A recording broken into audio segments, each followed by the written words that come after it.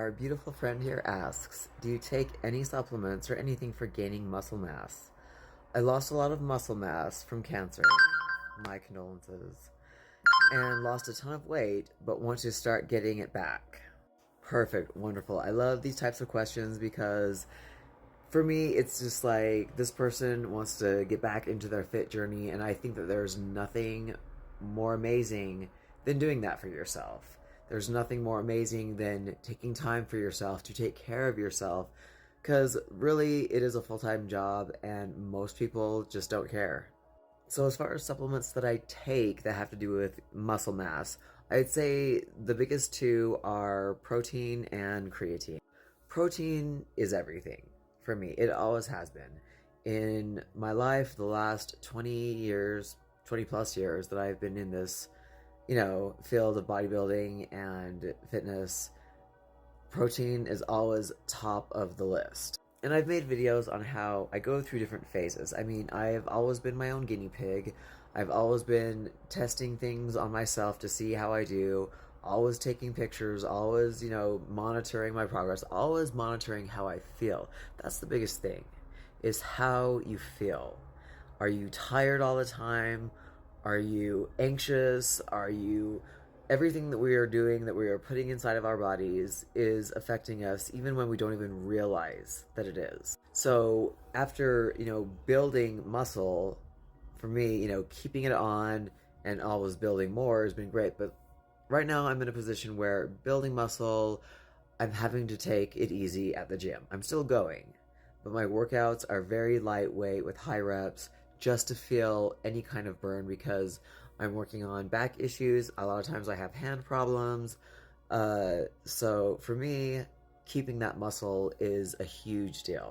So creatine, I mean, it's derived from animals, from, what was it, beef? Anyways, but still, creatine is such a huge powerhouse supplement. I mean, studies have shown that if people in there who are elderly, who are older, if they would supplement with creatine, it would help with Alzheimer's, stuff like that. But that also kind of correlates with the whole protein thing, which kind of correlates with the whole what are you eating? How are you feeding yourself? I myself spent the last 4 to 5 years doing plant-based, and now I'm doing a complete 180 and doing animal-based. So really, those are the two supplements that I'm using. Now, I could go to my supplement shop, which I love. I love everything that they carry, and be like, hey, I really want to, put on some muscle. What do you got? And kind of go from there. But like I said, I'm not really doing those types of workouts. I'm not lifting heavy like I'd love to do. My job is very physically demanding, doing tires all day. So right now, I'm just in a place where I'm wanting to keep my muscle and keep my energy up, which is, again, how you feel throughout the day, how you're taking care of yourself.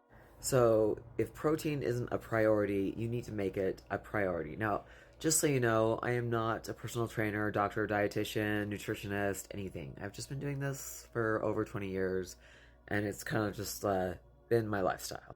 But I always went by the rule that you should have however many grams, however much weight you weigh, you have that many grams of protein throughout the day to maintain your muscle.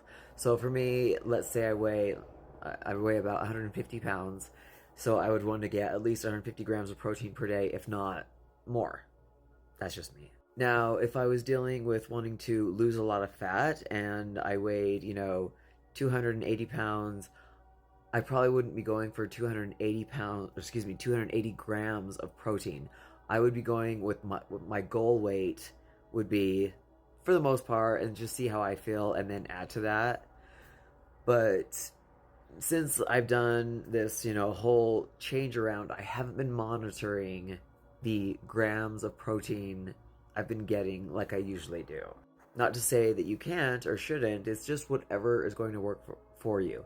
It's whatever is going to keep you on track so that you stay consistent. And everyone's different. Everyone does things differently.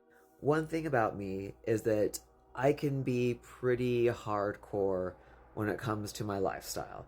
I have no problem eating the same thing day in and day out if it's working for me. I don't get bored with my food, because to me, food is just something that keeps me going.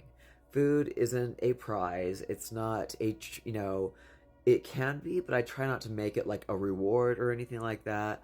I use food as a means to give me energy and to fuel my body and to heal my body from whatever I did to it in the past. I'm constantly learning.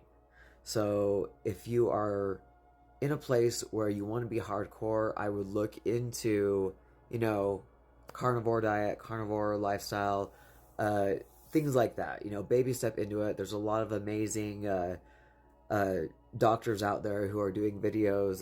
Dr. Chafee is one of them. Again, just get on YouTube.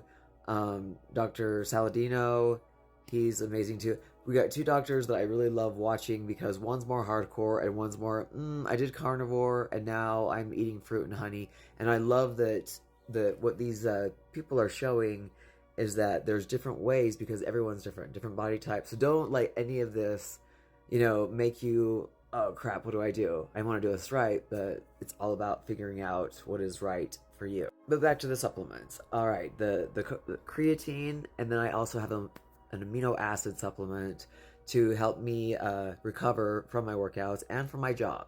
So I do both of those when I'm working out. Put it in my my drink, my water, and that's when I have my creatine and my amino acids.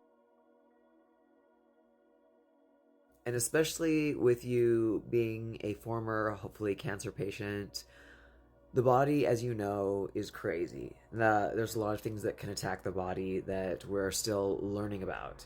If you want me to make more videos about this and what I've been learning, let me know.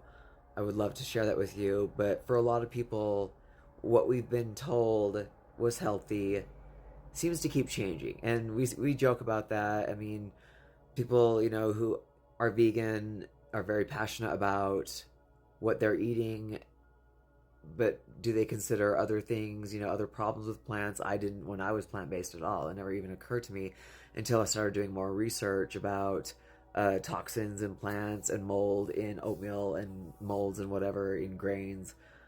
I was a big grain girl, and so, like, I'm just saying, I'm just putting things out there. A lot of things are changing, a lot of things are coming out that we should be aware of. If you're thriving and you're happy with what you're doing in your life, cool. But I am someone who is constantly, like, evolving, and the way I'm eating now, I'm using ghee, I'm using beef tallow, I'm using real grass-fed butter. I've never eaten so much animal fat in my entire life in the last month, and have felt weirdly really good, and have not felt like sick.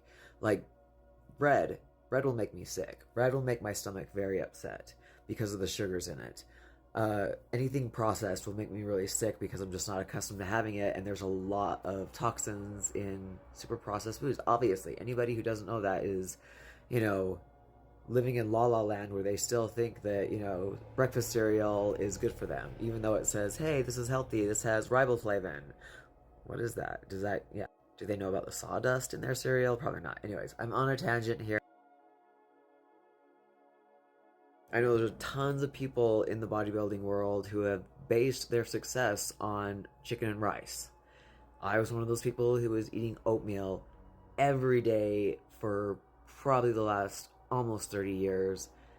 Did it hurt me? Probably not, but what about using the microwave? I could go off on the tangents of, toxins in using a microwave and it killing the good things in your food. That, anyways, again, I'm on a tangent because my brain has been on overload of deep dives into health and nutrition, and I'm just gonna keep going with it. If you want to know more, like, share, subscribe.